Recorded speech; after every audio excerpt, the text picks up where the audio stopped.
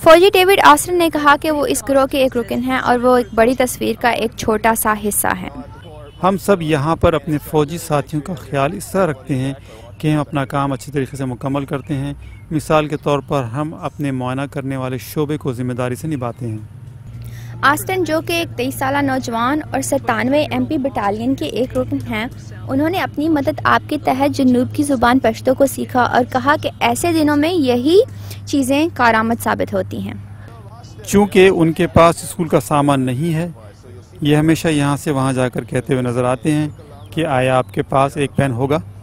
افغانی قومی پولیس کو اپنے لوگوں کو بہتر جاننے میں 97 والا ٹاسک مددگار ثابت ہوتا ہے۔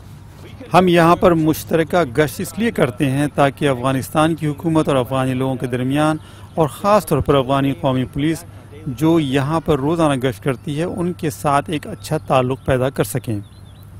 قندھار افغانستان کا بڑا دوسرا شہر سمجھا جاتا ہے۔ یہ طالبان کی حکمت عملی کے لیے استعمال کی جانے والی ایسی جگہ ہے جو طالبان کے تجارتی اعمال کو برتنے اور ان کی روحانی پیدائش کی جگہ جانی جاتی ہے۔ طالبان کے خلاف لڑائی میں یہ جنگ کے میدان کے لیے ایک بہترین جگہ کے طور پر استعمال کی جا سکتی ہے۔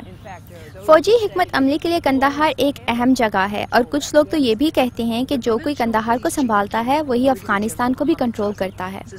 قندھار کے صوبائی پولیس کے سربراہ برگیڈ جنرل محمد زازی نے کہا کہ طالبان سے لڑنا وہ اپنا فرض سمجھتے ہیں۔ انہوں نے کہا کہ میں اپنے اتحادی بھائیوں اور مشاورتی اور تربیتی ٹیموں سے ملنے والی تربیت کا افغان قومی پولیس کی طرف سے شکریہ ادا کرتا ہوں اور یہ کہنا چاہوں گا کہ وہ ترقی کے مرحلے میں شامل ہو چکے ہیں۔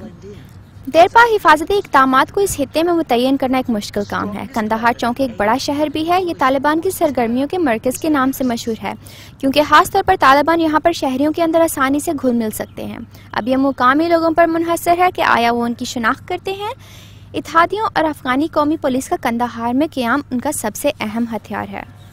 خودکش بم دھماکوں کو روکنا ایک مشکل کام ہے، لیکن ہمیں لوگوں کو یہ بتانا اور دکھانا ہوگا کہ ہم ان کے ساتھی ہیں اور ان کے لیے ایک اچھی زندگی فراہم کرنے میں ان کی مدد کرنا چاہتے ہیں۔ ایک ایسی بہتر زندگی جو کہ انہیں بنیادی تحفظ فراہم کر سکے اور ان کی قومی شناخت اور اقتصادی اضافے کے لیے مددگار ثابت ہو۔